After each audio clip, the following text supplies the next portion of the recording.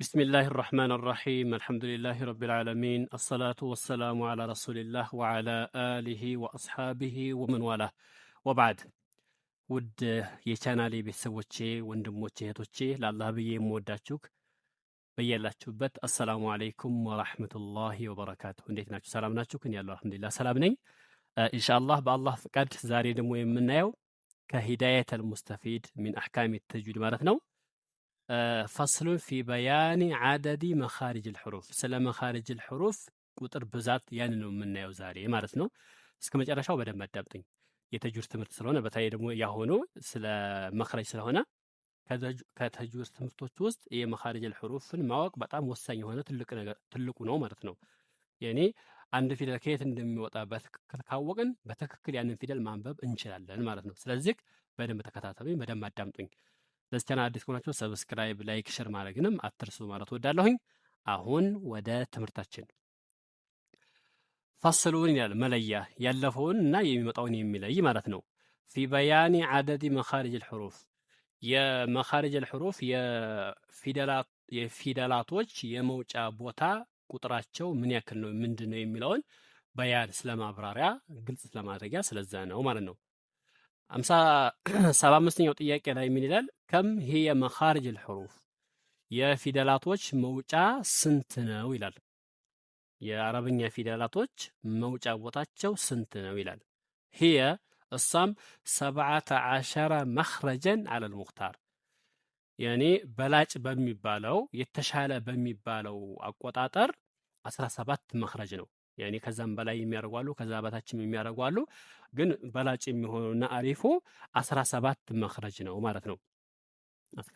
ከ17 ቦታ ነው እነኚህ የአረብኛ ፊደላቶች የሚወጡት። እሺ 76ኛው ጥያቄ ላይ ይላል ከመውዲዐን ሊሃዚህ 17 መኽረጀን ለዚህ ለ17 መውጫ ቦታ ለ17 መውጫ አለ አይደለ? መውዲዕ ስንት ቦታ አለ ማለት ነው። ያኔ 17ቱ ሁሉም ተሰብስበው የሆነ የሚቀመጡበት ቦታ አላቸው አይደለ? ስንት ቦታ አለው ማለት ነው። ስንት ቦታ አለው? ለሃ አለ ለዚህ ለ17 መኽረጅ 5 መዋዲዕ 5 ቦታዎች አሉ ማለት ነው። 5 ቦታዎች አሉ። እነኚህ 17ቱ መኽረጃዎች እዚህ 5 ቦታ ውስጥ ነው የሚበታተኑት ማለት ነው። አንደኛ አልጀውፍ ነው። ጀውፍ ማለት አልኸላኡ ዳኢም ፊልፈም ይባላል። አፋችን ውስጥ ያለው ይሄ ክፍቱ አለ አይደለ? አየሩ ሀዋኡ እሱ ነው ጀውፍ ማለት። ያኔ ከምላስ ጋር ከጥርስ ጋር ከድድ ጋር ከምን ጋር ሳይገናኝ ዝም ብሎ መሀል ላይ ያለው አየሩ ክፍቱ ማለት ነው ጀውፍ። አንደኛ እሱ ነው። ሁለተኛ አልሐልቅ ጉሮሮ ነው ሁለተኛ። ሶስተኛ አልሊሳን ምላስ ነው። እንግዲህ ፊደላቶች የሚወጡት ከነኚህ ቦታ ላይ ነው ማለት ነው። ሶስት አራተኛ አሸፈታን ሁለት ከንፈር የአረብኛ ፊደላቶችም ተሁለት ከንፈር ይወጣሉ ማለት ነው። የኔ ከምላስ የሚወጣ ፊደል አለ፣ ከከንፈር የሚወጣ ፊደል አለ፣ ከጉሮሮ የሚወጣ ፊደል አለ፣ ከጀውፍ ከሚወጣ አለ ማለት ነው። አምስተኛ ወልኸይሹ ይላል። ኸይሹ ማለት አፍንጫችን ውስጥ ያሉ ይሄ ኮሽኮሽው ነገር አለ ከዛ ውስጥ ማለት ነው። ከኸይሹም የሚወጣ አለ ማለት ነው። እነኚህ 5 ቦታዎች ምን ይዘዋል? 17 የፊደል መውጫ ቦታዎችን አካተው ይዘዋል ማለት ነው። 77ኛው ጥያቄ ላይ ምን ይላል? ማሂየል ቃዒደቱ አለቲ ዩዕረፉ ቢሃ መኽረጁ አልሐርፍ። ማሂየል ቃዒዳ ቃዒዳው ህጉ ምንድን ነው ይላል። ቃዒዳ ማለት ህግ ወይም ደግሞ ያኔ ስርዓት ወይም ደግሞ ሁኔታ አኳኋን ማለት ነው። አለቲ ያቺ ዩዕረፉ ቢሃ በሷ የሚታወቅ መኽረጁ አልሐርፊ የአንድ ፊደል መውጫ ያኔ አንድ ፊደል እንዲወጣ ወይም ደግሞ ከየት እንደሚወጣ የምናውቅበት ህግ ምንድነው ነው ጥያቄው እዚህ ጋር። እሺ ሂየ እሷ ማለት ነው የምናውቅበት መንገድ አንቱስኪነል ሐርፍ አንድን ፊደል ሳኪን ማድረግ ነው። ለምሳሌ ሚምን እንውሰድ። ሚምን ወይ ላምን ወይ ዋውን አንዱን ፊደል እንውሰድና ያን ፊደል ሳኪን ማድረግ ነው። ሳኪን እናደርገዋለን። አው ቱሸዲድሁ ወይ ደግሞ ሸዳ እናደርገዋለን። ወቱድኺለ ዐለይሂ በሱ ላይ እናስገባበታለን። አንድ ፊደል እንዳልኳቸው ሚምን እንውሰድና ሚምን ሳኪን እናደርገውና ተዛ ሳኪን ማንበብ ስለማይቻል ወይንም ደግሞ በሳኪን መጀመር ስለማይቻል በአረቦች በስኩን መጀመር አይችሉም። በስኩን መጀመር ስለማይቻል ምን እናደርጋለን? ወቱድኺለ ዐለይሂ እናስገባበታለን ሐምዘተል ወስሊ የሐምዘተል ወስልን ሐምዘተል ቀጥዕ ሳይሆን ሐምዘተል ወስልን አናባቢ የማንበቢያን ሐምዛን ማለት ነው። ይህን ሳኪን የሆኑ ፊደል እንድናነበው ሀምዛ ያስፈልገናል። ከኋላ ማን አናባቢ ማለት ነው። እናስገባበታለን። ثم تصغي إليه ተዛም ወደሱ ታዘነበላለህ ማለት የኔ ታነበዋለህ ማለት ነው። فحيث انقطع الصوت ድምፁ የተቋረጠበት ቦታ ካነ መኽረጁ መውጫው ይሆናል። ለምሳሌ ሚምን የመረኩት አይደለ? ሚምን ሳኪን አድርጌ ከኋላ አሊፍን አስገብቼበት ባነበው አም ምን ነው የምንለው አይደለ? ወይ ሸዳ አድርጓለሁ አም። አሁን ድምጣችን የቱ ጋር የተቋረጠው? ከንፈራችን ላይ የተቋረጠው አይደለ? ስለዚህ የሚም መውጫ የት ነው? ከንፈር ላይ ነው ማለት ነው። ስለዚህ ይሄ ነው። አንድን ፊደል ሳኪን አድርጋችሁ ሀምዘቱል ወስልን አስገብታችሁ ብታነቡ ያኔ ለምሳሌ ኑንን አን ብንል አን ሰውነታችን ኮንታክት ያደርገው የተገናኘው የቱ ጋር ነው ስንል አሁን ምላሳችን ጫፍና የላይኛው ድዳችን ላይ ነው። ከምላሳችን ጫፍ በሚቅጣጨው መልኩ ማን ነው በሱ አቅጣጫ ከላይ። ስለዚህ ምኑን የሚወጣው ከይ ነው ከምላሳችን ጫፍ ነው ማለት ነው። ለምሳሌ ሐን ብንወስድ ሐምዛ ሐን ሳኪን አድርገን ሐምዛ ብናስገባበት አህ ስንል አሁን ሰውነታችን ኮንታክት ያደረገው የቱ ጋር ነው? ወሰጠል ሐልቅ ላይ ነው፣ ጉሮሯችን ውስጥ ነው አይደለ? ድምጣችን የተቋረጠው የት ነው? እዛ ጋር ነው። ስለዚህ የሐ መውጫ የት ነው? ጉሮሮ ላይ ነው ማለት ነው። ወዘተር እንደዚህ የመሳሰሉትን። ስለዚህ አንድን ፊደል መውጫውን ቦታ ማወቅ ከፈለጋችሁ ሳኪን አድርጉት ወይ ሸድ አድርጉትና ሐምዘቱል ወስል አስገቡበት። ድምጣችን የተቋረጠበት ቦታ ላይ ያኔ ምን ይሆናል? መኽረጁ ይሆናል ማለት ነው፣ መውጫው ይሆናል። ጠይብ 78ኛው ጥያቄ ላይ ምን ይላል? መል መኽረጁል አወል ይላል። የመጀመሪያው እንግዲህ 17 መኽረጅ ነው ብለናል አይደል? 17 መኽረጅ ነው ያለው። ከ17ቱ የመጀመሪያው መኽረጅ ምንድነው? ወከም ሐረፈን የኽሩጁ ሚንሁ። እሺ ከዛ ከመጀመሪያው መውጫ ቦታ ላይ ስንት ፊደል ይወጣል ነው። ሁለት ጥያቄ ነው። አንደኛ ማሁወል መኽረጁል አወል የመጀመሪያው መኽረጅ ምንድነው ነው። ሁለተኛው ጥያቄ ደግሞ ወከም ሐርፈን የኽሩጁ ሚንሁ ከዛ ከመኽረጀል አወል ከመጀመሪያው መኽረጅ ከመጀመሪያው መውጫ ቦታ ላይ ስንት ፊደል ይወጣል ነው። ስንት ፊደል አለው? طيب አልመኽረጁል አወል የመጀመሪያው መኽረጅ አልጀውፍ ነው። ጀውፍ ነው። ቅድም እንዳልኳችሁ ጀውፍ ማለት አፋችን ውስጥ ያለው ክፍት ማለት ነው። እዚህ ጋር አንድ ቁጥር አውጥቶ ታች ላይ ምን ይላል? ጀውፍ ማለት ሁወል ኸላኡ ዳኺል ፊልፈም ይላል። ፊልፈም አፋችን ውስጥ ያለው ውስጡ ይሄው ክፍቱ አለ አይደለ? አፋችን ውስጥ ያለው የክፍቱ ይሄን ጉርጓዱ ነገር እዚያ ነው።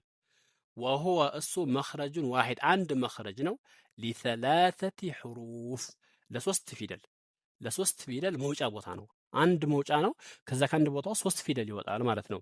ወቱሰማ ትሰየማለች፣ ትጠራለች። አልሑሩፉል ጀውፍያ ሑሩፉል ጀውፍያ ተብላ ትጠራለች። ማን እነኚህ ሶስቱ ከዛ ከጀውፍ ውስጥ የሚወጡ ፊደላቶች ሶስቱ ከጀውፍ ውስጥ የሚወጡት ፊደላቶች ምን ይባላሉ?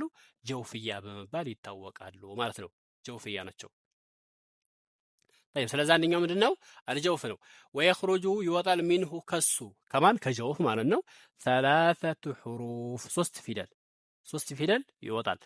እነሱም አልአሊፉ አሊፍና ወልዋው ዋው ወልያ ያ አሳኪናት ሳኪን የሆኑ ማለት ሳኪናት ማለት ጀምኡ ሳኪን እንደማለት ነው። ሳኪን የሆኑ ማለት ነው። ያኔ በሌላ አባባል ደግሞ ሑሩፍል መድ ሰላሳ ማለት ነው። ሶስቱ የመሳቢያ ፊደላቶች ማለት ነው። ሶስቱ የመሳቢያ ፊደላቶች ከየት ነው የሚወጡት? ከጀውፍ ነው የሚወጡት ማለት ነው። ያኔ አሊፍ ሳኪን ሆና ከሷ በፊት ያለው ፊደል ፈትሐ ሲሆን፣ ዋው ሳኪን ሆና ከሷ በፊት ያለው ፊደል ዶማ ሲሆን፣ ያ ሳኪን ሆና ከሷ በፊት ያለው ፊደል ከስራ ሲሆን ሑሩፉል መድ ሰላሳ ሶስቱ የመሳቢያ ፊደል በመባል ይታወቃሉ። ስለዚህ የመጀመሪያው መኽረጅ ምንድነው? ልብ በሉ ጀውፍ ነው ማለት ነው። ጀውፍ ነው የመጀመሪያው። ጀውፍ ምንድነው? አፋችን ውስጥ ያለው ክፍተት ነገር ማለት ነው። طيب 79ኛው ጥያቄ ላይ መል መኽረጁ ሳኒ ይላል። ሁለተኛው መኽረጅስ ምንድነው? ሁለተኛው መኽረጅ ምንድነው? ወከም ሐርፈን ስንት ፊደል የኽሩጁ ሚንሁ ከሱ ይወጣል? ወከም ሐርፈን የኽሩጁ ሚንሁ ስንት ፊደል ከሱ ይወጣል አለ። طيب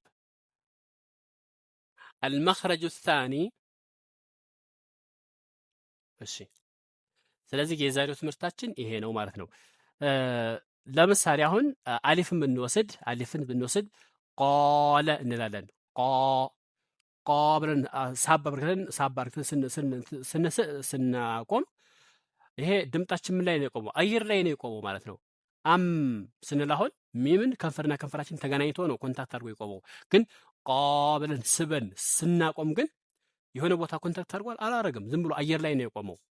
ቃለ ማ ለምሳሌ ማለን የሚለው ላይ ማለን የሚለውን ማን ለብቻ ብስብ ማ ዝም ብለ አየር ላይ ነው ያለው ማለት ነው። ማ ቃለ አላሁ ስንል ቃ አየር ላይ ነው ያለው። ቃ ብለን እንደገና ለስንል ምላሳችን ለኛው እጃችን ላይ ጠቅ ያደርጋል። ግን ቃ ብለን ስንስብ መድ ላይ ስንስብ ግን ሰውነታችን አንድም ቦታ ላይ ኮንታክት አላደረገም ማለት ነው። ቃለ እሺ ዋውን ብንወስድ የቁ የቁ ከንፈራችን ሾል ብሎ ግን ይሄ ቃፍ ዶማ ስለሆነ ያው ግዴታ ከንፈራችን ሾል ማለት አለበት። ግን መድ ስንስብ ግን ስበን ከሳብን በኋላ ድምጣችን ሲቋረጥ ሰውነታችን የሆነ ቦታ ላይ ተነካክቷል? አልተነካካም። የቁ እንደዚህ ክፍት ሆኖ ነው የቀረው ማለት ነው። ስለዚህ ይሄ ጀውፍ ከጀውፍ መውጣቱን ያረጋግጥልናል። ያንስ ብንወስድ ለምሳሌ ቂለ ስንል ስበን ድምጣችን ስናቋረጥ ሰውነታችን የሆነ ቦታ አልተነካካም። ልብ በሉ ቂለ። ስለዚህ የመጀመሪያው መኽረጅ ጀውፍ ሲሆን ከጀውፍ ውስጥ የሚወጡ ፊደላቶች ሑሩፍ አልመድ ሰላሳ ሶስቱ የመሳቢያ ፊደላቶች እታች ላይ ቅድም እንዳየነው ሑሩፍ አልጀውፍያ ተብላ ትጠራለች። ሑሩፍ አልመድ ሰላሳ ሶስቱ የመሳቢያ ፊደላቶች ምን ተብሎ ይጠራሉ? በሌላ አጠራር ሑሩፍ አልጀውፍያ ተብሎ ይጠራሉ። ሆድ ውስጥ ያሉ ፊደላቶች ጀውፍ ማለት ሆድ ወይም ደግሞ ውስጥ ክፍት ቦታ እንደማለት ነው። ስለዚህ የዛሬው ትምህርታችን ይሄን ይመስላል። ግልጽ እንደሆነላችሁ ተስፋ አደርጋለሁ ማለት ነው። ጥያቄ ካላችሁ ኮሜንት ላይ አስቀምጡልኝ። የዛሬ ትምህርታችንን በዚህ ጨርሰናል። በቀጣይ ደግሞ ማሁል መኽረጁ ታኒ ሁለተኛው መኽረጅ ምንድን ነው የሚለውን እንመለከታለን ማለት ነው። የዛሬን በዚህ ቋጭተናል። በቀጣይ እስከምንገናኝ ሰላም ቆዩልኝ። ወሰላሙ አለይኩም ወራህመቱላሂ ወበረካቱ።